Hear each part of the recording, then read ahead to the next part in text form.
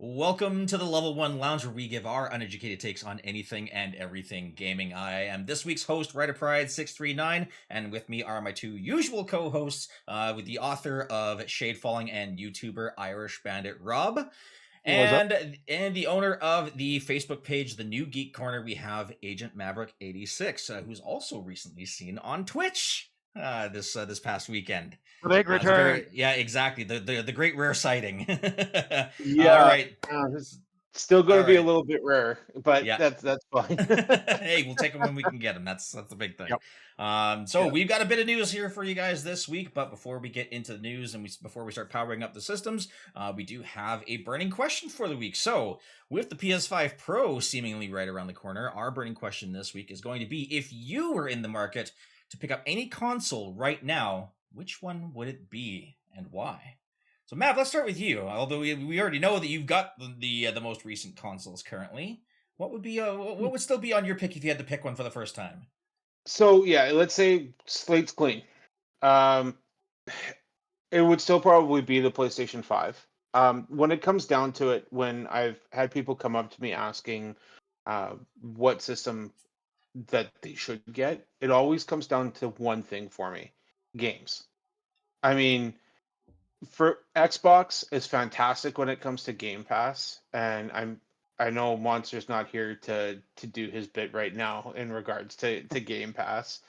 Um, but PlayStation, I have always enjoyed their lineup a little bit more.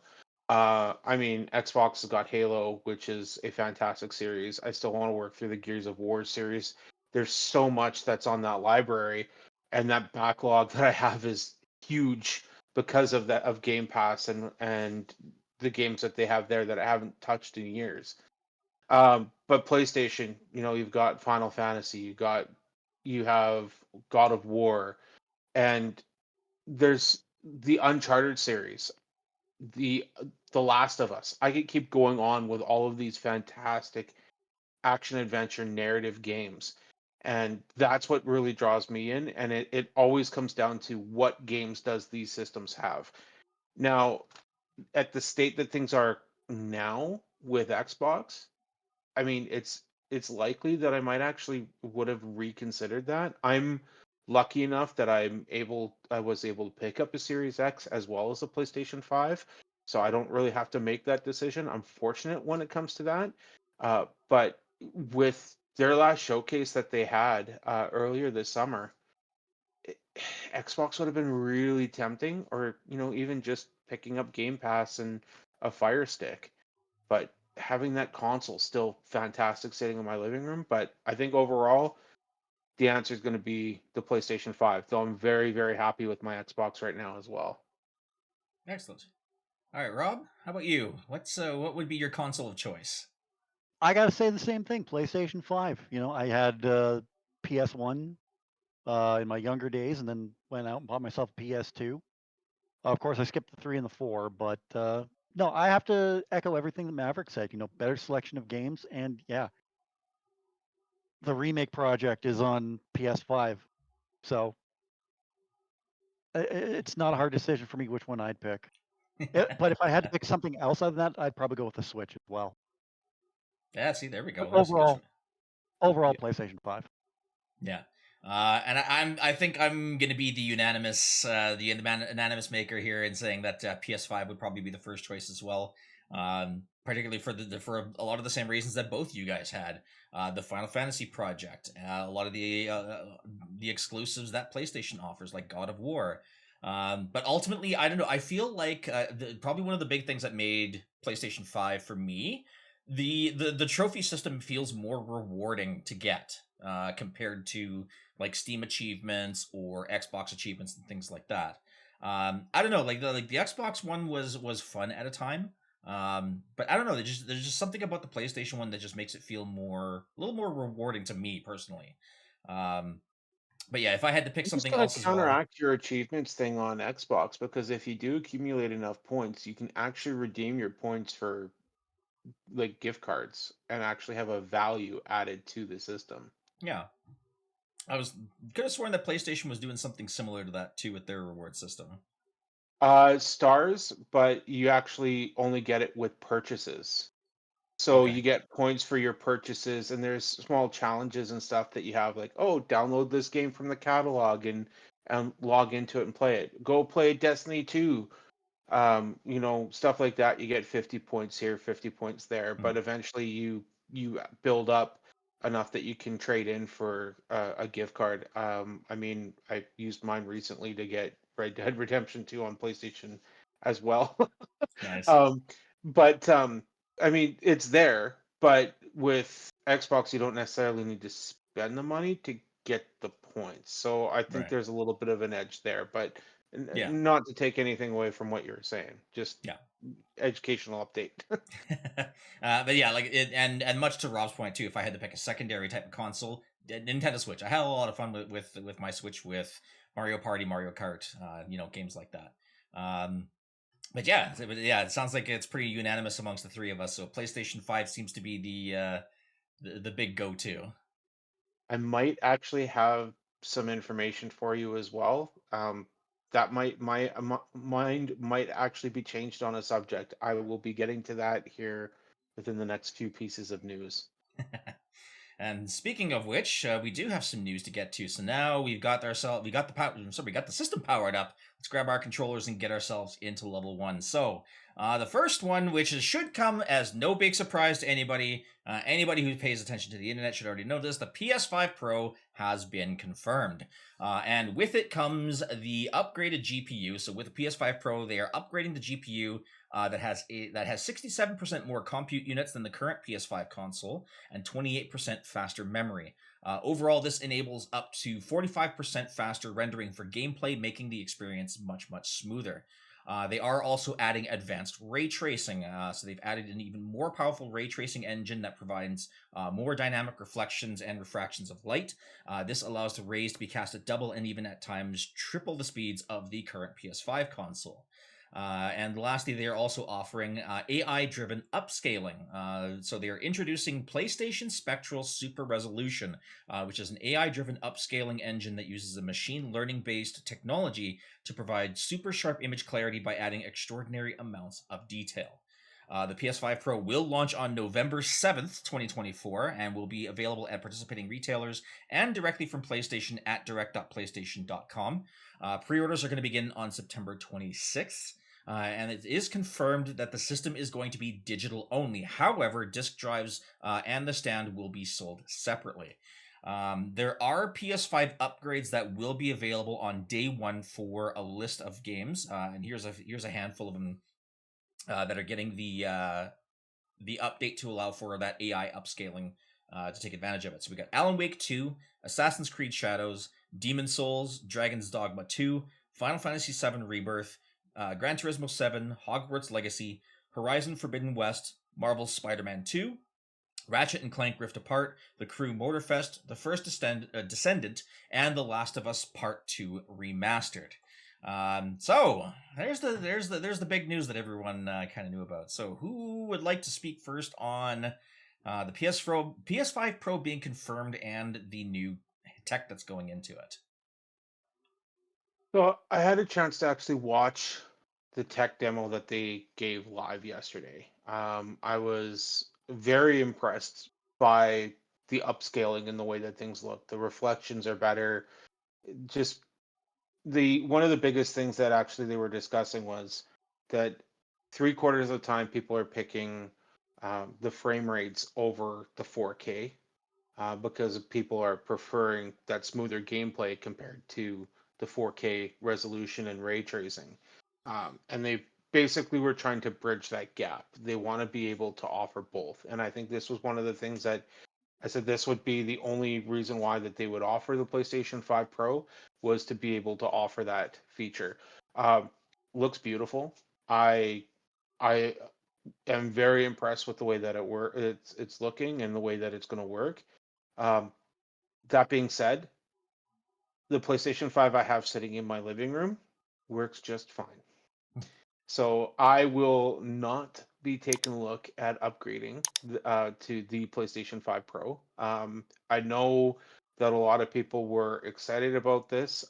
We'll talk about something here that's tied to this as well here in a few moments. But yeah, I'm not going to be in a rush to go pick this up. I think what I'm going to be doing is looking towards the future and starting saving up for the PlayStation 5 and whatever the next generation of Xbox is, because I do want to make sure that I got my hands on that. Maybe. Well, but we'll see what happens here in the near future. I want to be able to save for the next gen, basically, is what it's going to come down to. But in this case, I'm not rushing out to pick it up. It looks great. I'm impressed. But yeah, that's okay. I'll wait. Rob, what are your thoughts? My thoughts basically coincide with the next news story about the price of it. Yeah. Like I'm with Maverick. It looks great, but price is just too much for. Yeah. Yeah, and I can definitely see that being being a bit of a hurdle for some folks. Yeah, I myself I'm gonna look into it. Like I said, because the warranty has expired on my current PlayStation, so being able to trade it in and get a new PlayStation and have a fresh warranty for it is kind of more the appealing process. I'm not upgrading just for the sake of upgrading. There is a whole warranty process behind making sure that if something breaks down, I'm not going to be losing out on content or anything like that. Knock on wood, if something bad happens to the to my console. I actually haven't seen the tech demo yet. I haven't gotten around to it. But yeah, like just looking at the internal hardware, I know that one of the things that we were discussing before we started the show was I know Mav had pointed out at some point in the past that there was a patent, I believe, or that he believes, or that, well, there was a patent. It's not even a belief thing, but there was a patent for it. That the system would actually have 2 GPUs, but it looks like they've actually gone out and actually gone with a single GPU, which to me makes personally more sense. The days of dual GPUs have long since been gone. There's really no need for it anymore. I know, like way back in the day, like high-end gaming systems, you'd have like 2 graphics cards configured in SLI, or if you had like 2 AMD cards with Crossfire, that was like the high-end gaming systems back in the day. But nowadays, you're lucky to find any computer that has dual GPUs nowadays, simply because of the existence of multi-threading. CPUs that multi-thread, GPUs that multi-thread, it basically makes the second card redundant entirely. So I mean, yeah, so the fact that they're going with this is really not surprising whatsoever. I'm really, really interested in seeing whether or not that the whole upgraded GPU, the advanced ray tracing, the AI upscaling, if it does really kind of give you that extra bang for your buck, without hampering the system. I personally would like to see it happen, and be able to kind of play some of these games, especially with Assassin's Creed Shadows coming up, because I would like to play it. Although I'll probably be playing that one on PC as opposed to PlayStation because of Ubisoft Plus. But consider that I play my PS5 through a capture card means I can run a PS5 Pro. It basically run it right to its maximum settings and not have to hamper my PC, because my PC is also doing all the streaming and encoding and whatnot for my content. So I'd like to be able to take advantage of that for content creation as well. But we'll kind of see what happens when it comes right down to it. But we will find out. In regards to the dual GPUs, just go back to that for just a second. Mm-hmm. That was, like as you said, that was a patent that they did announce, or was leaked a few years ago. There was speculation that this was for the PlayStation 5 Pro, but we also don't know what exactly that patent's for. Like, we could still see that patent being used in the PlayStation 6. I mean, Doubtful. we know that's going to be in development Yeah. development too. But I'm just saying that's a patent that they may have also altered, right? But yeah, it Yeah. was out there. But I mean, it's still possible that we may still see it somewhere. Like I said, in today's technology, doubtful. There's really no need for it anymore. Like I said, with multi-threading, considering that you can basically throw 16 sets of instructions at a CPU and it'll just take and go, okay, next. And GPUs are doing the same thing. Like, you can multi-thread GPUs. GPUs have you have basically various different sets of cores that each perform a different function. It basically makes the need for a second GPU redundant. But yeah, I mean, the patent, there could be something there. Who knows? But with the way that I understand technology, I highly doubt it. But anyways, Fair that enough. brings us over to our second article. Seeing as we're talking about the PS5 Pro, what is the price? How much is it going to cost people when it comes out? Well, not here. People may be complaining about the price of the PS5 Pro, but it doesn't seem to hinder the sales of the optical drives, though. So not only did it make the top 10, but it's also actually outselling all Xbox consoles on the site at the time of this recording. Sony yesterday announced the PS5 Pro and was quick to reveal that it won't be available with a disc drive, so the only way to play physical games is to purchase the Ultra HD Blu-ray disc drive separately. Pre-sales have already sold out across all Best Buy locations in North America, but are reportedly still available currently on Amazon. The console, however, is slated to release at $699 USD, so in US dollars. It's also $699 in, I believe that is Great British pounds. Great. Yes. I couldn't tell if that was pounds or euros. Oh no, the next one is euros. Sorry, $799, €799 euros, and then just under 120,000 yen. And that includes, I can't see that little word on you guys might. I'm not sure if you can blow that one up or not. There's a little tiny word just underneath the word yen, or underneath the yen price. Yeah, Includes tax. includes Okay, tax, yeah. I'm assuming include tax is just for the Chinese pricing. Yeah. But regardless, so we're looking at about $699 US. For us up north here that pay in Canucky bucks, we're probably looking at about $7.99, give or take. Actually, Canadian, we are going to be looking at roughly $9.59 is what we're going to be looking Oh at. wow. Yeah, so it's going to be close to $1,000 Canadian. Ugh, gross. Then you Yeah. slap on the price for the optical drive. The optical drive will be $9.49 or $9.59.99 plus $100 for the optical drive, and the vertical stand is going to be another $40 on top of that if you decide to get that included. You buy that too, so it's not cheap, which is also one of the reasons why I'm going to be saying this. This to me is setting a new benchmark for gaming and the cost of games. And as much as I love having a console sitting in my living room, and I will be keeping an eye on the cost, but if we are going to be looking at anything over $1,200 per system going into the next gen, I am going to be joining you guys with the PC master race. One of us. One of us. That one is going of to be us. the. I can't believe I'm going to be saying I'm actually saying that because I've been holding off Excuse me. on joining that for a long time, because I've always liked the idea of plugging in my games and knowing that it's going to work in my system. I'm not going to have to worry about specs, and I know that I can run it at the maximum settings that I want to run. But if I'm going to be spending $1,300 to $1,400 per console, that's $2,600. I can buy one hell of a gaming PC with that price. Yeah, exactly. So I might be making that jump, but either way, I think that jump is going to be likely regardless going into the future. I think for me at this point, with seeing the direction that this is going, um, at most they're going to get one more generation out of me with the PC or with the Xbox and the PlayStation 5 before I make the leap to PC. I think is going to be the direction that I'm going to go, because like most people, like as I said, I'm lucky enough that I can afford the systems, but I don't think that that's a fair price point for a lot of people, and it's going to push a lot of people away.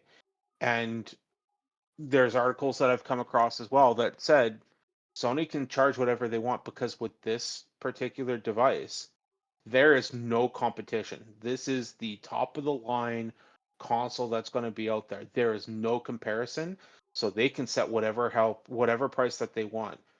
But I fully expect them to drop that price.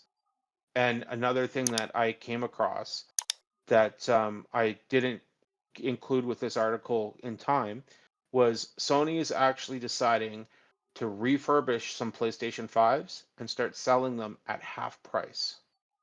So there are some more options to bring more people into that arena. But again, you're getting a refurbished PlayStation 5. So Yeah. it's kind of buyers beware when it comes to that though too. But it's Yeah. good that there's an option there.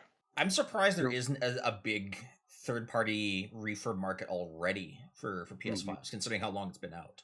I mean, GameStop has been doing it. They've been Yeah. selling PlayStation 5s that are used, but you're looking at what, maybe $70 to $80 off per system. Like you might as well just bite the bullet and buy new. Yeah.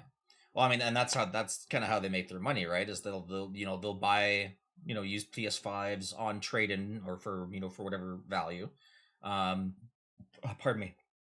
And yeah, they'll set a profit margin for themselves for that. Your thoughts? My thoughts is that's way too much for me to be paying for a console, especially if it's digital only. But it's going to be interesting to see how many disk drives are sold compared to how many actual units are sold as well. Because we've talked about it in the past, this may be the future of gaming, where it goes completely digital only. This could be the end of physical media as we. Yeah, and I mean, and we've discussed that on the pod before too, where a lot of us are saying. I mean, it's still going to be. I think it's still going to be a while before digital is fully 100% the market.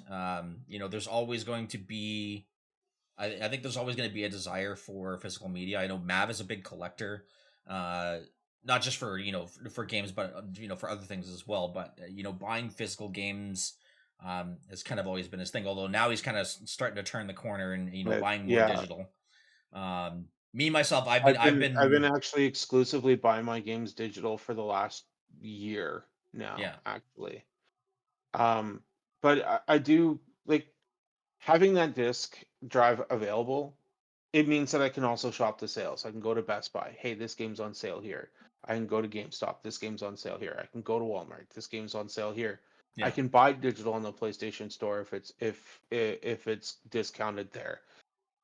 There, the world is my oyster when it comes to buying games, and that's one of the reasons why I enjoy having the physical media there. But yeah, I am a collector. But when it comes to games, not so much anymore. yeah. I mean, I've been doing digital for many years now. Rob, you yourself, you're the same thing. You're kind of more of a digital guy than a physical collector guy. Oh, especially when it comes to video games, because I don't have a disk drive Yeah. in my PC. So Gee, I wonder who did that. yeah, I wonder who. But I mean, like, you're still a collector, but your collections Yeah, are exactly. of different types of media that really can't go digital. I mean, I guess technically speaking, you could buy a digital Buster Sword and NFTs. Yeah. Well, we won't get into that conversation here. Yeah, I can just imagine now there's going to be a bunch of crypto bots that are going to be down in the comments and trying to blast out their links. Well, I mean, What have you done, yeah, Ryder? the only thing that I just to with the physical media, the only thing that I've been really collecting lately for physical media has been movies. I still buy 4K movies, and because it's nice to go, you know what? I don't really need to worry about having that internet connection and plug in my yeah, movie and go. And I mean, the movies that I want to watch, sometimes they're not available on all streaming services. And yeah, it's nice to go back and like, hey, I want to watch this. Hey, look at that. I have it sitting on my shelf. But like, yeah, I'm with you guys. Digital's kind of the way to go. And I agree. I think we're going to have one more generation of physical media when it comes to gaming. yeah. Um, And and then I we'll think start to it's going to fall see. to the wayside. Yeah, and I think we'll actually see that transition a lot more in that next gen too, where they're going to start out with a few collectors, physical medias for probably like big first party titles, right?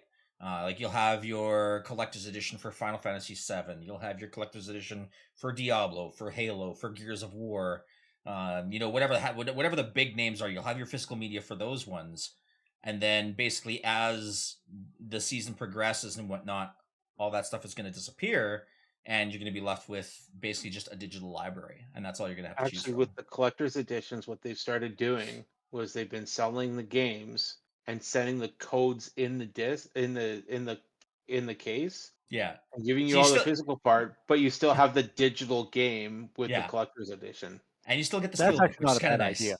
I Yeah, as long as they're as long as they're like steelbook cases, I love steelbooks. I think those are a fantastic piece of collector's items. But yeah, no, that's exactly what they're going to do. Is that anything that's going to come collector's edition is going to have your usual. Here's a statuette. Here's an art book. Here's a map. Here's a couple of trinkets. Here's a steelbook with your digital code. Um, that'll be the kind of the way going forward. But yeah, yeah. I think you're absolutely right in that the next generation is when we're going to really kind of see that transition take place. Yeah, I think the next one's going to be the last one, Yeah, and but my heart's going to break a little bit, but it's the way that technology goes. I mean, everything's changing, and we gotta look forward, not go backwards. yeah, And exactly. Everyone poor went out for Blockbuster. oh, I was more of a Rogers guy, though. Fair. Family Video. Yeah, there we go. There's a classic. Oh my For goodness. Acme. Yeah. All right, moving on to the next article. So, jumping from Sony over to Microsoft. So, Microsoft has confirmed the Xbox broadcast for Tokyo Game Show 2024. So, Microsoft has announced a return to the Tokyo Game Show later this month with a special Xbox broadcast event. It will be broadcasting September 26th at 7 p.m. Japan Standard Time, which translates to 3 a.m. Pacific, 6 a.m. Eastern Standard Time, and 11 a.m. in the UK. In a post on Xbox Wire, Larissa Hazel, director of gaming integrated marketing in Asia, said that Microsoft will share content from Xbox Game Studios, Activision, Blizzard Entertainment, and Bethesda, as well as an exciting lineup of games from third-party partners, primarily based in Japan and across Asia, including games coming to Xbox Game Pass, which you can get by going to www.xbox.com. Okay, Monster. Oh no, not another one. Monster, look what you created. Yeah, exactly. As for the games from third-party partners based in Japan and Asia, it is possible that Square will show to announce the release of Final Fantasy XVI for Xbox, and maybe even the Final Fantasy VII remakes for the Microsoft consoles. Um, Not surprised. It's probably about time that Microsoft kind of stepped up to the plate, especially now that Sony's kind of stepped up to the plate with their state of play. But at the same time, I think Microsoft kind of made their plans first. Sony heard of it and decided, you know what, we should probably get our state of play out before Microsoft does theirs. Yeah, what do you guys think? Rob, let's hear from you first on this one. Great. It's good they're back at Tokyo Game Show, and I'm really interested to see if Square does show up for that one. Looks like they're gonna have a great lineup. Maybe like we know a lot of their big ones that are coming up for the rest of the year, like Indiana Jones. So Oh yeah, maybe more yeah, for information sure. about that. Mav?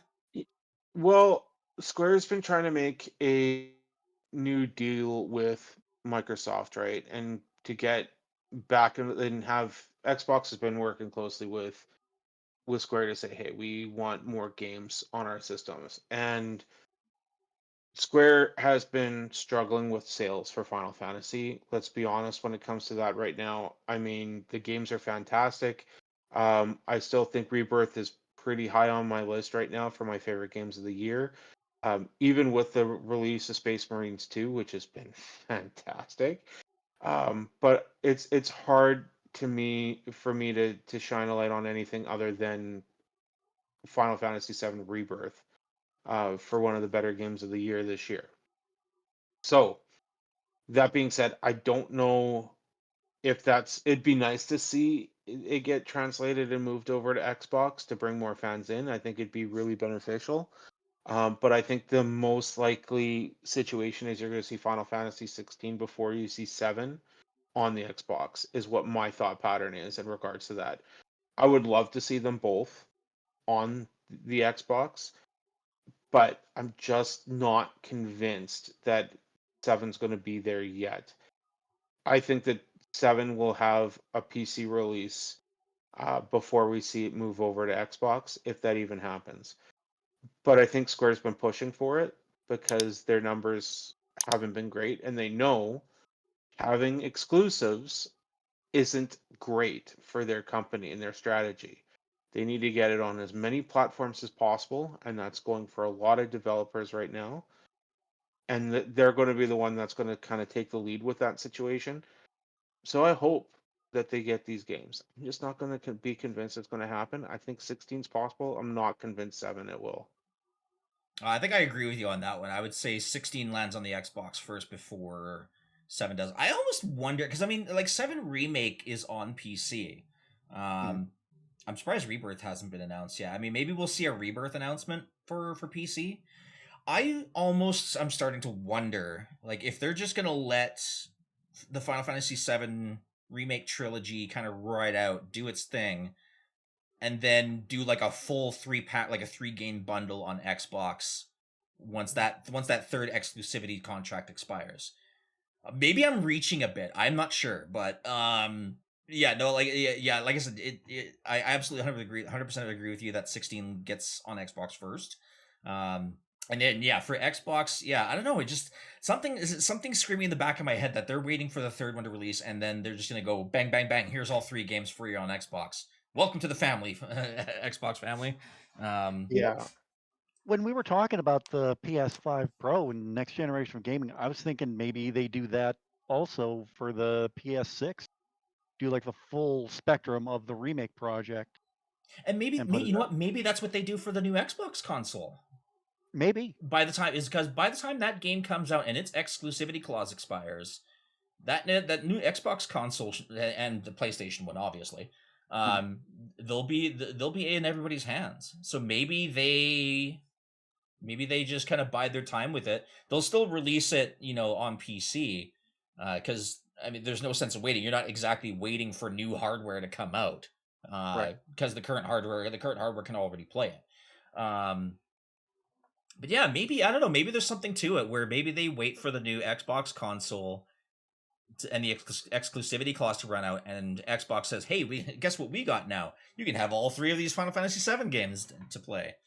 I I think that there's by that point, this is the thing, that exclusivity on those games, it's tough to say. I mean, I think they're going to release it on PC for 7, and I think that's going to be game over. I think that's it.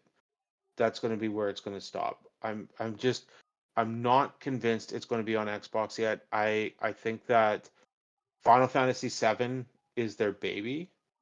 And when it comes to Square, they're going to want to see how their games sell on Xbox first, Yeah. before they start pumping out and developing more games. Because I mean, if they release it on PC, they're winning there as well. Because it'll be on Steam, it'll be on Epic, it'll be available across everything, and it will draw enough people in.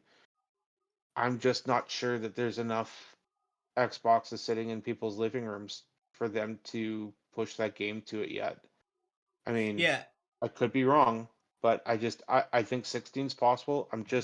I think that Xbox has to prove themselves a little bit more as Square before they get 7. Yeah, That's and actually, that's a really, really good point too, because kind of talking, but in the time frame between now and the new Xbox console, when there could be a potential Final Fantasy VII trilogy release, they've got that time block in between to do exactly what you just said, for Square to kind of broker that deal. Say, okay, if we give you guys, this list of games and they perform well, put Final Fantasy VII Remake trilogy on the new Xbox console.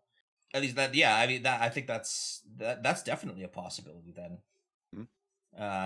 Yeah, no, I kind of agree with you on that one. I think, yeah, I think it would have to hinge on how well Square performs on the Xbox console before that particular decision can be made to happen. Because obviously, when it comes to sales, it's obviously got to be a 2-way street. It's not just the developer that's trying to make money here. It's the console makers that are trying to make money here too. yeah. So yeah, no, actually, that's actually a really, really good point. That might be the stopgap in between now and Xbox Series Zeta, Whatever. whatever you want Yeah, to call it. but I mean, 16. Let's face facts. 16 was a sleeper last year. Yeah. It was a great game, but a lot of people slept on it. and they at that point they won't care what system it's on. They'll put it out there. Yeah. 7, it's selling. They'll get it on PC. It'll sell. Yeah, that's just my thought pattern, at least, anyways. But Yeah. There's a lot of unknowns to this particular project that we're not going to see any answers for it. We're definitely not going to see answers for it this year. We probably won't even see answers for it maybe even next year. Who knows? but I'm happy that Square is working with Xbox. Yeah, I mean, absolutely. and that's the thing. Bringing more fans into those universes is fantastic. And I mean, more games, less exclusivity. It's all good things. Everything that we've been talking about for the last year almost. Yeah. Exclusivity needs to go away, and this is a step in the right direction. And as I said, I think Square is going to lead the charge when it comes to this. Yeah, like bring in more people into the Dragon Quest series. Obviously, there's the 3 new Dragon Quests, new old Dragon Quests, I guess you want to call them. Starting in November, and then the other 2 are coming out next year. Perfect opportunity, really. As long as the exclusivity clauses aren't hampering anybody, that's an absolutely beautiful way to get people into the franchise. Start them off with a game that started at the very original, at the very very beginnings of the entire Dragon Quest story. Even though it kind of differs from game to game, it's very very similar to Final Fantasy in that regard. It's not real. They're never direct sequels to each other, with the exception of the first 3. Those are the only ones that I believe were direct sequels to each other, sort of. There's a complicated story behind that. Watch our channels. Go subscribe to our channels. You'll understand a little bit more. Speaking of which, by the way, if you've gotten this far in the video, make sure you guys drop a like and subscribe to this channel too. But anyways, we're moving on to the next article. The Ubisoft minority investor calls for a new CEO, studio sales and company to go private. So a minority investor in Ubisoft has called for a change in leadership and for the company to be taken private or sold after its shares fell to a 10-year low.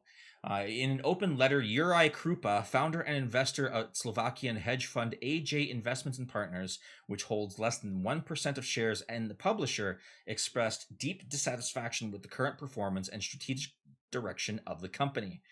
In the letter, Krupa also argued that difficult decisions must be made, including cost reduction measures at Ubisoft like layoffs, more aggressive cutbacks, and selling studios focused on non-core games to concentrate resources on Ubisoft's biggest IPs. Yeah, it almost seems like, we were having a few good weeks of, talking about some good news when it comes to, developers creating new studios and hiring. And we're right back into the cycle of cutbacks and layoffs. And oh my God, it's so depressing. But anyways, Mav, what are your thoughts on this? I do a lot of Ubisoft gaming. I've played a lot of their games, so let's hand it off to Irish Rob here, Bandit, to give him a chance to say something, because I do have a few things to say in regards to Ubisoft. I have no horse in this race, so go for it, Maverick. Okay, fair enough. All right, so the majority of the games that I have sitting on my shelf are Ubisoft games because I've been so invested in Assassin's Creed. Their formula for Assassin's Creed got worn out after a very long time. Skull and Bones was supposed to be closer to just a pirate game that was based off of Assassin's Creed Black Flag, and had they kept those mechanics, that game would have exceeded all expectations. Last year, they were having issues with the amount that they were earning, and the CEO stepped forward and said, "Hey, look, we are not going to be making any money this year. Everything that we're going to do, we're going to make it up to you guys next year. We have Skull and Bones. Oops. We have Star Wars Outlaws. Oops. We have Assassin's Creed Shadows." That might be their saving grace, is Assassin's Creed Shadows, because Assassin's Creed games always perform well. And I found something out recently too about Outlaws. They pitched to LucasArts about their idea for that game in 2021. So they had 3 years of development for Outlaws, which is probably one of the reasons why that they're struggling so much for it. Just not enough time in the oven. And they're using that same worn out worn out formula. The only thing that game is missing to be an Assassin's Creed game is towers to climb to get an idea of your layout. That's all it's really missing. And they need to move away and do something different. They need something different. They need to be more creative.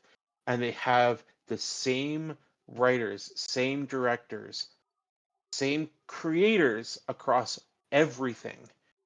And I think it is time to clean house when it comes to that. It sucks that I'm saying that I'm on board for layoffs to be happening. But when you have the same teams doing the same crap over and over and over and over again, that's the definition of crazy. It's the same director from Far Cry 6. That one didn't do very well. Yeah. It's the same writer from Ghost Recon Breakpoint. That one didn't do too well. These are all all writers and creators that were involved in games that just did not work. How they still have jobs is beyond me. So in this case, I agree with this. And it's not that I have any beef with Ubisoft because I'm at the point I'm already fully invested in Assassin's Creed. You throw Assassin's Creed game out at me, I'm going to end up buying it, and I know that it's awful that I'm saying that because I tell people vote with your wallet, and I'm doing the exact opposite when it comes to that series. But that being said, they need something different. They do need to make changes, and I did appreciate the refresh that they did with the Assassin's Creed series when it came to Origins. It started off with Origins, Odyssey, Valhalla. They were all solid games. They all had a decent story. The world was overly expansive, and was overwhelming to play at times, but it was still enjoyable. They still had aspects that I wish that they could incorporate into different games.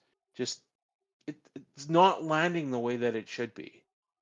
Yeah. And the combat to me in Outlaws felt a little bit more clunky, and Assassin's Creed was a little bit more fleshed out in for the newer ones. But that formula is wearing out and is wearing thin on fans. They need to do something different, and they need to move away from just saying, we have good games. You don't need good games. You need great games. Get your shit together. I'm Yeah. sorry, No. quarter for the swear jar there now. That's okay. There'll be another duck quack coming for our fans on the show anyway. So, yeah, no, I agree with you on that too. Eventually, yeah, you pretty much hit the nail on the head. That yeah, the definition of insanity is doing the same thing over and over again and expecting different results each time. And I get it, and yeah, having the same writer on for multiple games and they all end up performing average at best. Yeah, I think it's definitely time for a shakeup. There's got to be there's got to be some formula out there that's gonna work for them. It's worked for other companies before. Like you even take it like even some EA games. Obviously NHL 24 was a massive disappointment. But you know what? They're making they've made some changes and they're gonna be they're coming out with NHL 25 that promises to kind of get the game back to its roots. Getting back to what people really enjoyed in the past.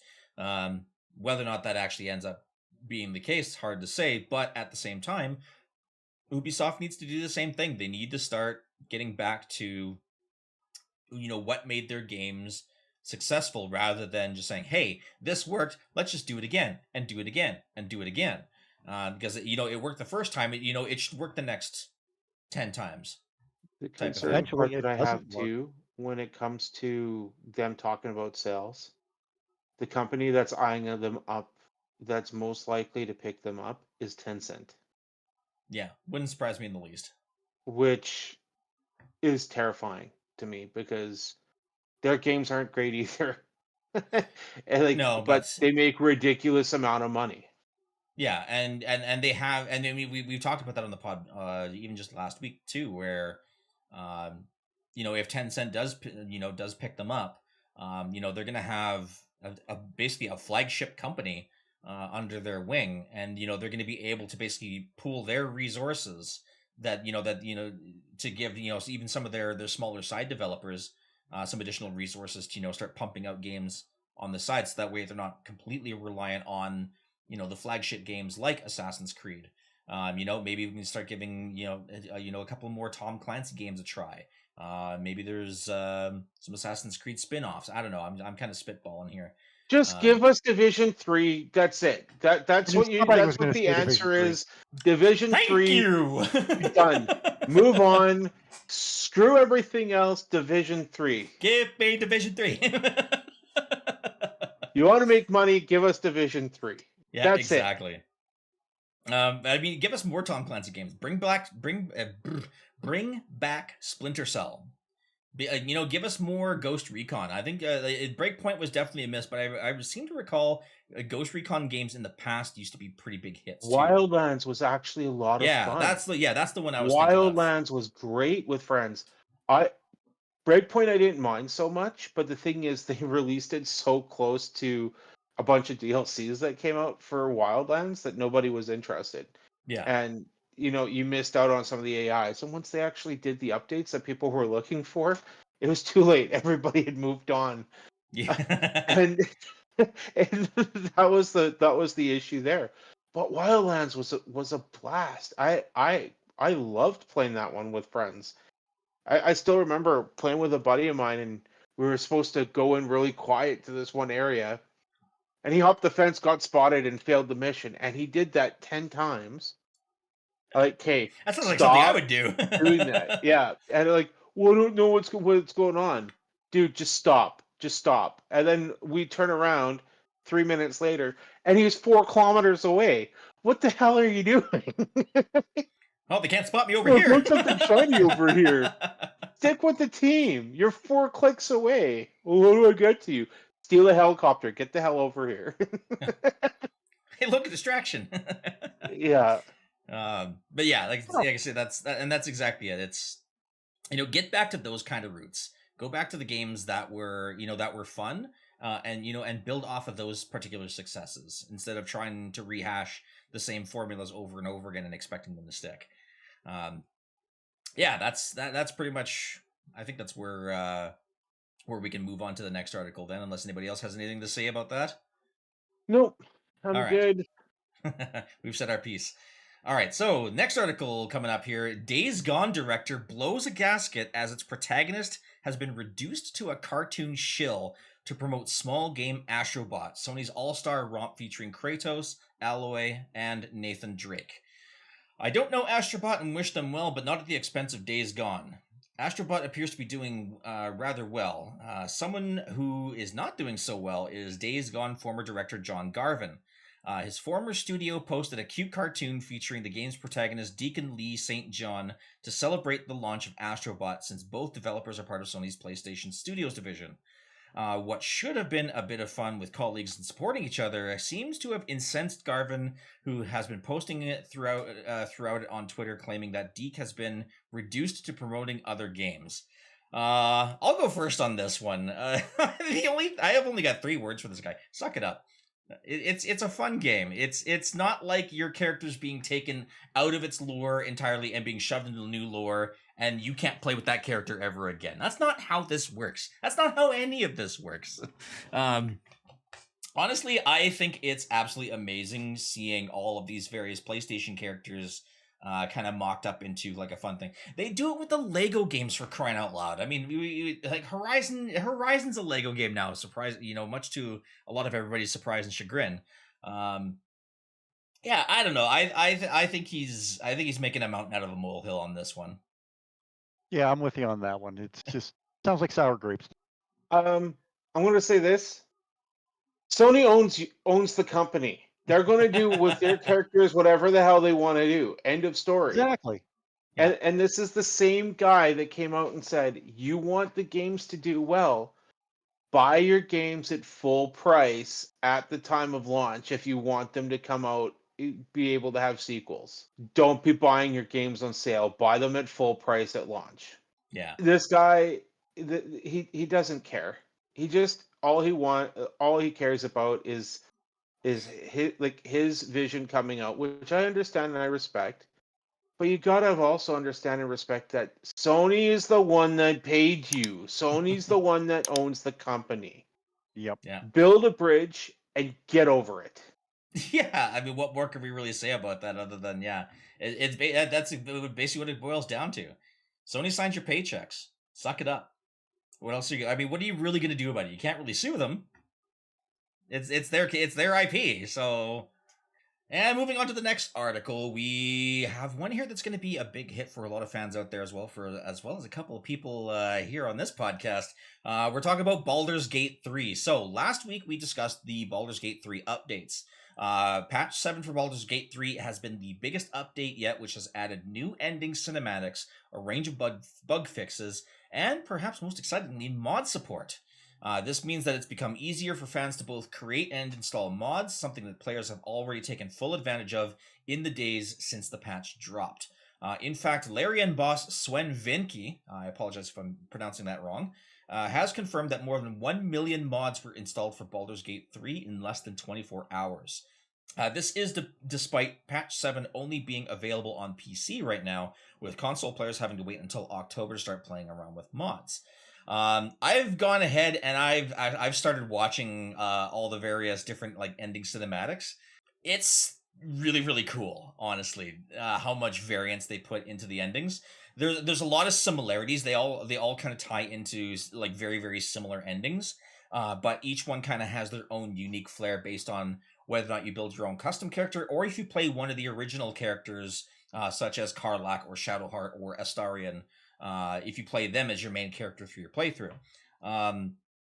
Mod support is always a good thing. I've played with some early mods already in Baldur's Gate 3, just to kind of help, shiny up the graphics a little bit, add a few more powerful weapons and items to the game.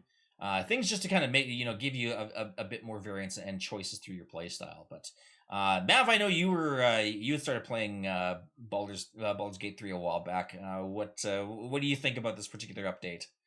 I want the update on my PlayStation. Bring it on. That's but I mean, I'm not shocked that it had that many downloads. Like it was so well received. The updates and stuff would just make it more interesting to keep playing and to bring more fans in to have that many variables into the game itself. I still want a goddamn Goliath. I will go on with that until it's actually done. Give me a Goliath. I want a Goliath barbarian and I will be happy. Not that I'm not already happy with that game. As I said, I did get back in, like I have been dabbling in it a little bit again lately. There's another game that's kind of grabbed my interest in holding it and right now, but I mean, it's a great alternative where it's like, hey, I really want to play D&D. I want to jump into it. I think I've said that before. Yeah. But I'm happy that these games have these kinds of improvements that come out. And I mean, to have more variables, it's great. And I'm happy to see that there've been so many downloads already. But that's huge. A million downloads in less than 24 hours. I mean, that's fantastic news for them. Yeah. So my hat's off to them for making these changes. This is great news. It's nice to see them leaning into the mods, and like actively encouraging, because some studios won't encourage mods for good reason too. Some people will come out with some of the most messed up mods that there is. Because I've been playing Final Fantasy VII Remake with certain Oh mods in place. man. Like, nothing terrible. Like No, but basically what I I know was, which ones you're leaning into though. yeah. But Yeah. basically all the mods that I use for it are like outfits that they use in Ever Crisis. So like I have I wanted to say Squall for some reason. You can do that too. You can have Cloud dressed up as Squall from Final Fantasy VIII. But I have Cloud dressed up in like the cyber outfit. I have Tifa in a bunny outfit, and I have Aerith in a chocobo outfit. So, That's but yeah, awesome. it's nice to see them leading into the mod community. Yeah, absolutely. And I hope we see more of this later on down the road too. I can't wait for the console players to get a hold of the mod system as well. I think that's probably one of the biggest holdbacks, because the way mods work on PC and the way mods work on console are two very, very different beasts. One of which is easily reversible, the other one not so much. But I think that's kind of why they're also waiting on it. They want to make sure that this mod system is perfected on consoles, because they don't want players to end up in a situation where you're already partway through the game, you add some mods to it, something breaks, and your entire game is now kaput. You have to start over from scratch. Whereas, on the PC side of things, you can have multiple saves, where you can start, playing with mods bit by bit, and you can see which ones work and which ones don't. Console players don't exactly have that particular luxury. But yeah, I'm excited for console players to be able to play patch 7. It's a really beautiful patch. It's an amazing patch. And just being able to have that evil playthrough that everyone's been clamoring for. I've seen some reactions to it, and yeah, there's some really good ones out there, so it'll be I fun for a still lot of need to people. see the ending with my first playthrough because I haven't actually finished that game yet. Well, But and I keeping in will mind that say, there's still a lot of endings, even just without the Evil Urge playthrough to start with. and I know that everybody really enjoys the ideas of being with Astrian or Shadowheart, but man, Karlak, she's got to be my favorite character in that game, my favorite companion out of all of them. If She it just makes like, you happy, my first completed playthrough was with Karlak as my romance companion. yeah, That's the no, first and one I I did. think I think she will be for the one that I'm playing now. At least I'm going to try, but yeah, she's bubbly. Like she's just so laid back, but then she's murdery when she needs to be too, which is one of the things that I actually like. That the character development is one of the things that is just so good about that game, and you like, and that character for me, I don't know, she's awesome. Her I know evil there's a playthrough lot of ending people. is something else, let me tell you. Oh boy, I would have to check that out at some point. But yeah, so on to the next article here. So we've got some news on Call of Duty Black Ops 6, which is going to be skipping the campaign in early access. So Call of Duty Black Ops 6 will not offer the campaign during early access, which Activision has confirmed. In a statement given to Charlie Intel, Activision said that many of the Call of Duty developers working on the game are focused on the October 25th launch. Activision has released campaign early access for those who pre-ordered recent Call of Duty games, including last year's poorly received Modern Warfare 3 campaign. The early access periods generally begin about a week before full launch, offering fans the chance to play through the story so that way they can hit multiplayer and zombies right off the bat. But for Black Ops 6, Activision has gone in a different direction, and here is the statement. The team is fully focused on October 25th. We are excited about all the game has to offer across campaign, multiplayer, and zombies. This year, we made the decision to ensure that the community gets to dig into any and all modes that they want at the same time, so we are back to one massive global launch moment on October 25th. As such, there is no early access beat this year for Black Ops 6, just the countdown to launch. I think this is a big misstep. A lot of players were really happy with having early access to the campaign back in Modern Warfare 3, myself included, because it gave the people who pre-ordered something to do in the lead up to launch, and then everybody got to start on the same grounds when multiplayer and zombies hit. Everybody started at level 1. Everybody started with the same guns, skills, perks, what have you. And the people that pre-ordered, didn't have that advantage going in. So them taking it away this time and just saying that, yeah, we want, the community gets the choice at launch. Well, sure they do, but then the people that didn't pre-order are now at a very, very inherent disadvantage when it comes to multiplayer. Not so much zombies, because that's more of a co-op thing anyways, and campaign is obviously campaign. But I don't know. I feel like this is a big misstep. Having the campaign in early access was so well received last time. I don't understand why they would take it away this time. I have a difference of opinion with you, actually. Fight, fight, fight, fight. No, that's too easy. For me. um, when it comes, this is my thought pattern here. Is with there have been a lot of games in the last little while that have had early access. Outlaws, Space Marines, Assassin's Creed, they all have early access to the story.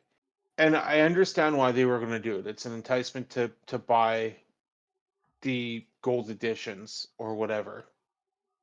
And I'll admit, yes, I bought the gold edition of Outlaws, I bought the gold edition of Shadows, but it wasn't for early access. It was because I'm going to buy the DLCs. I might as well spend the money up front and just get them paid out and enjoy the games now and not have to worry about going back to it later. That being said, when it comes to the plot and spoilers, that's where I'm happy that they're doing it this way.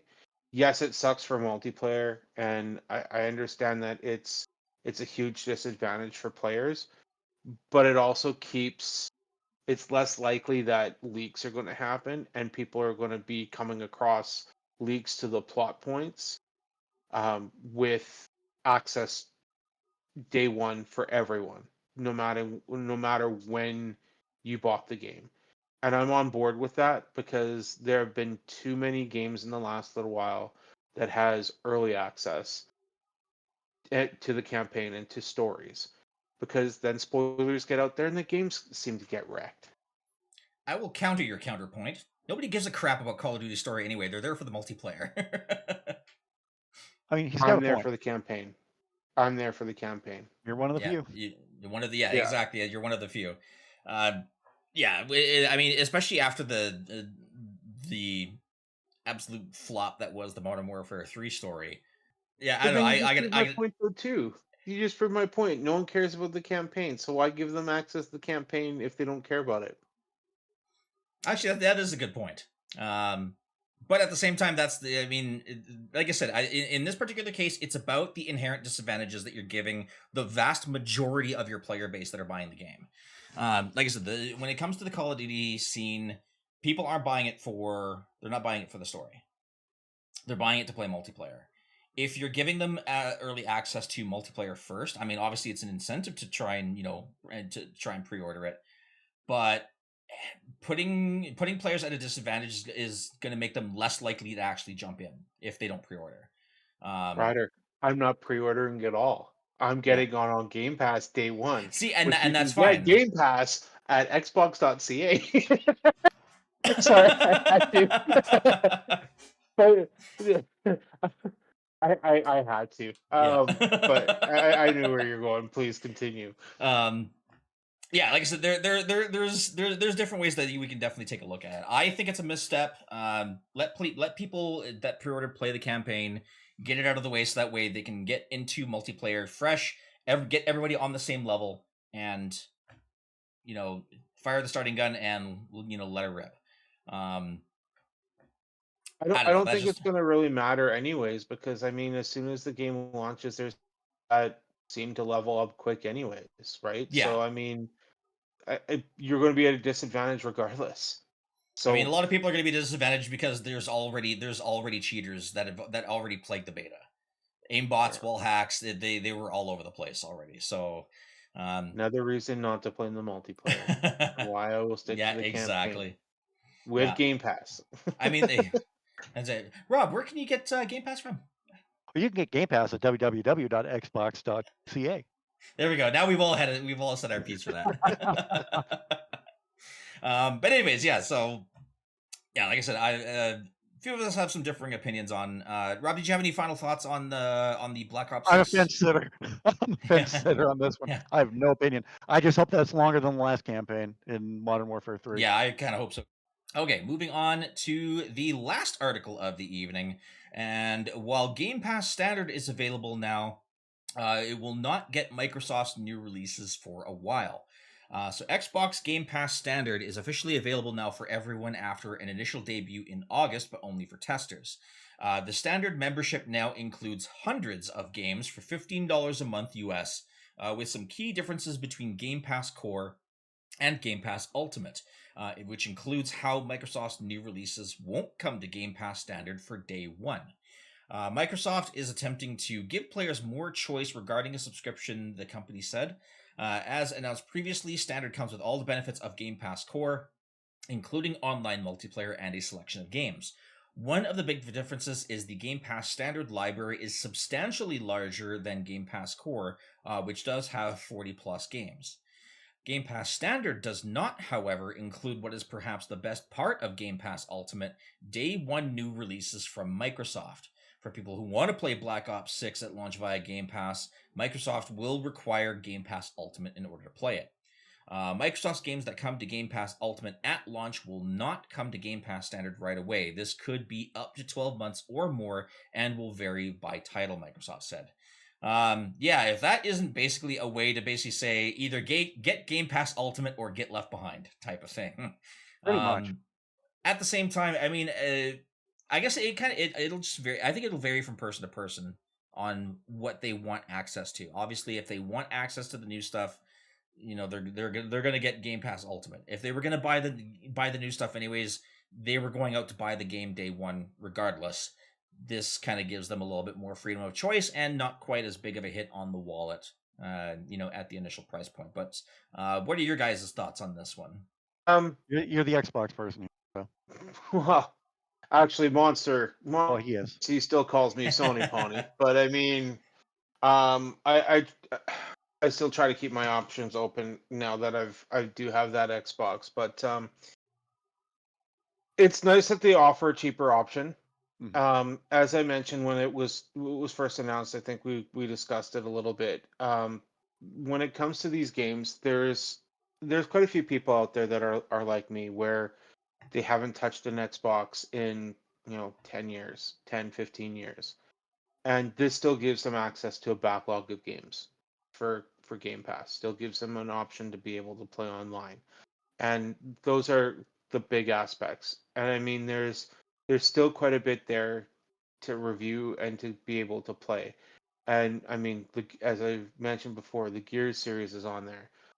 There's the original Dead Space trilogies and stuff that are on there. Like, there's so much that's on there. All the Halos, I'm sure we're well past Halo Infinite being out for more than a year. That's going to be offered to them as well. These are all games that will draw people in, and now they don't have to worry about paying the full price point to be able to get it. I don't think it's so bad when it comes to that, and I think any price point that they can do that will draw people in is a good thing. And I think this is where Xbox does have an advantage over PlayStation when it comes to costs, because they're very cognizant of their player base, and they're realizing that people have only so much that they can spend, but they still want to be able to give new games into people's hands. And that's the purpose of the Series S. That's why Game Pass is available, to give those options to people and to help lower costs a little bit when it comes to gaming. It's a great service. For me, I'm on Ultimate, but again, that's something that I am a part of, that I want to play the newer games. I don't just want to go in and play the games that have been out for years. So I'm willing to pay the extra $6 a month or whatever the difference really is. And for me, it's worth it to have the Ultimate Edition. And for those PC players out there, if you have an Xbox, and you have a PC, your Ultimate subscription works for both. It works for PC and for your Series X. You can go and you can grab a Fire Stick and you can do cloud gaming with a Fire Stick. There's so many more options when it comes to the Ultimate. For me, it's worth the extra money, but not everyone is looking at that price point and they just want to play the backlog. This is a perfect opportunity for them. Rob, any thoughts? No, after hearing Maverick explain it all, I gotta agree with him. Yeah, I gotta agree with him on that as well. But it's giving players more choice. Like I said, it ultimately, I mean, Game Pass Ultimate really is going to be the way to go if you want the most bang for your buck. When it comes to game selection, when it comes to cloud gaming, when it comes to Being able to, jump off your PC, out of your office, go downstairs, grab a controller, hook it up to, or not hook it up to your TV, but, turn on your TV and continue right where you left off there. Yeah, You no, can hook it absolutely. up to your TV. That's the other thing. Like if you have Yeah. the right TV, Game Pass is on TVs too. Yeah, exactly. That too. Yep. Yeah. Yeah, like you said, with being able to side load it onto a Fire Stick, and to kind of take it with you on the go. If you need to travel, you don't have to bring that big Xbox with you. You don't have to pack away your massive gaming laptop or your 200-pound gaming PC. Bring a Fire Stick and a Bluetooth controller with you. That's all, that's all you really need. So I mean, it's still nice that they're giving people the choice. Kind of get what you want, but if you want, so they're basically, but they're doing a very, very good job advertising. Going, okay, look, you can have this, you can have this, but if you really want the most out of everything, they've got that big old carrot on a stick, dangling in front of you, to try and get the most revenue out of people, obviously. But at the very least, that big carrot on the stick has actual good value to it. So it's not like they're just dangling it in front of you saying, F you, give me money, as one of Mav's favorite lines to say. But yeah, no, like I said, that carrot on the stick in Game Pass Ultimate has some incredible value and really, really good bang for your buck.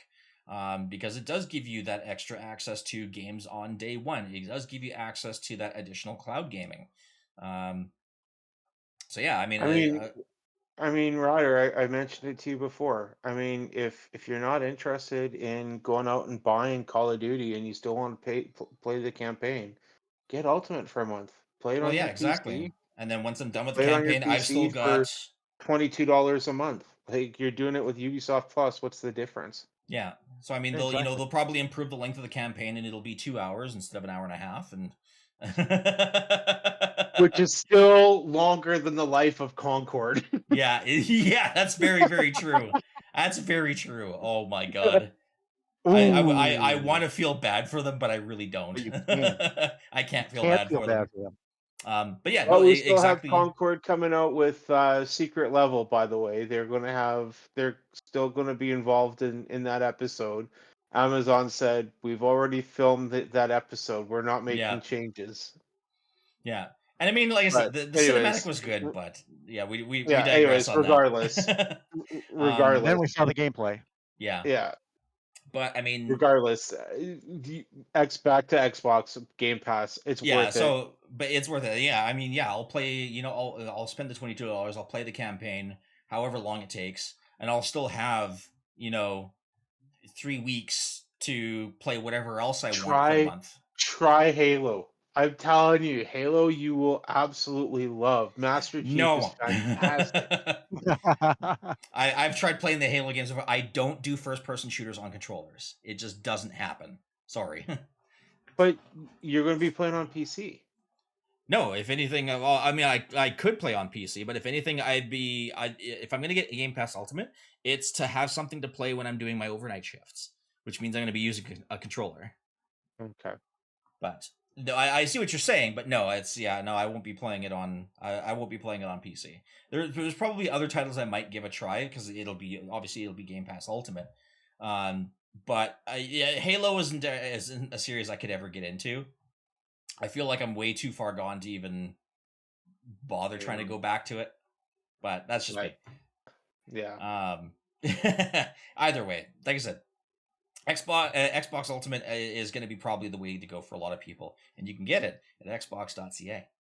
In any case, I think that's probably a good segue to power down the system, turn off the controller, power off the PC that's about to subscribe to Xbox Ultimate Game Pass, and say goodnight to everybody here. So, first off, thank you all very, very much for tuning in. If you've gotten this far in the video, absolutely please make sure you do drop a like on the video. Make sure that you do subscribe to the channel down below with the notification bell on so that way you guys don't miss a single episode, whether it be a new release podcast or some live episodes that may be coming up here with some potential state of plays and things like that. So we'll make sure we'll keep you posted, as well as making sure that you follow us on our social media accounts down in the description below. But before we go, Agent Maverick 86, where can people find you online these days? So I've been trying to keep up with the news on New Geek Corner, but as I said, I've been wrapped up with trying to get some reviews out. I just got a review out for Astro Bot, which I didn't just 100%, or I actually 100%ed it. I platinumed it, so I didn't just complete it. I did all of the achievements. Got a review out for that recently. Got a review out for Outlaws and Black Myth Wukong. So a lot of games have come out for reviews right now. I'm currently working through Space Marines 2. And it just dawned on me here before we started that I am actually off on Sunday, and my other half is off on Sunday, so she can kind of keep a close eye on the dogs, which means that I will more than likely be doing yet another stream of Space Marine 2 from the point I'm at, whatever point I'm at on Sunday. So I'm hoping to get that one wrapped up here in the next little while, because there is another game that I might actually squeeze another review on here in the next few weeks, and this one might actually surprise both of you. I know Monster was a little surprised I brought up, but the Plucky Squire is out here in the next few days, and that's going to be on PlayStation Plus day one on their catalog. So I might actually download that and play through that, maybe get a review out for that as well. And then, of course, right around the corner is still going to be Silent Hill 2 remake and also the Diablo 4 DLC that's just around the corner here too. So lots going on when it comes to games. I don't have a whole lot in my view right now for movies, but I will do what I can to see what's out there for me to jump towards and maybe get a review out. Excellent. And to Irish Bandit Rob, where can we find you and your book? You can find me over on my YouTube channel where I post Mondays and Fridays. Also having a special Saturday upload coming this week as I'm continuing on with Final Fantasy 16 demo. Played part 1 last week, and it was so long I had to go do a second part, or I'm going to do a second part, I should say. I also just did the full playthrough demo playthrough. It's hard of the casting of Frank Stone. I actually really enjoyed that one. So see if I get the full game in the future. But for now, Mondays and Fridays. Mondays are Mod Mondays, where I'm looking at the different Doki Doki Literature Club mods. This one that I'm playing currently is called Relapse, and then on Fridays it's Friday Fantasy, where I am playing the original Final Fantasy VII. And yeah, and then you can pick up my book Shade Falling over on Amazon. You can get that through either Kindle e-reader or on paperback. Excellent. And as for me, you guys can all still find me on Twitch. I'm currently playing through some Star Wars Outlaws right now. I'm also doing a set of charity streams for the remaining month of September. I actually just released a set of new donation incentives that people can take part in. So if you guys want to be able to either build my next pizza, if you guys want to make me eat fiery hot Bean Boozled beans, I've got those. They just arrived today. So I'll have those on hand. Or if you guys want to name a character in the upcoming Dragon Quest III, which releases in November, I will be streaming that. But you guys will have the opportunity to name your own character Oh, with one of the make donations. dingle parts. Oh my god. I don't Bodhi even think the character... McBoatface. Yeah, Bodhi McBoatface. I don't even think the character name slots are actually long enough to support that. But if you want to name it like that, there are donation incentives where you can lock a name in for a Dragon Quest III character when it releases. So you guys can find me doing that over on Twitch. You can also follow me over on YouTube, which although is a little bit silent right now, I have been doing some game reviews for a particular card battler called Tales of Old Russ. So those reviews are up on my channel right now as well. So with that being said, actually should mention as well, there will be no episode here next week, yes, as we have some personal things to deal with. You're wrapped up with work, and yeah, I need to step away for a personal reason here next week. So yeah, we will so I'll be be doing taking a bit of a overnights. break. Yeah, Yeah. it was kind of unfortunate, but you know what? Life does take precedence for many of us. But speaking of which, we are going to be getting back to our lives here. So thank you all very, very much for tuning in to another episode of the Level 1 Lounge podcast. I hope you guys enjoyed. Like I said, make sure you drop a like on the video. Make sure you subscribe to the channel. So for Agent For Agent Maverick 86 and Irish Bandit Rob, I'm Pride 639, and we'll see you all on the next level.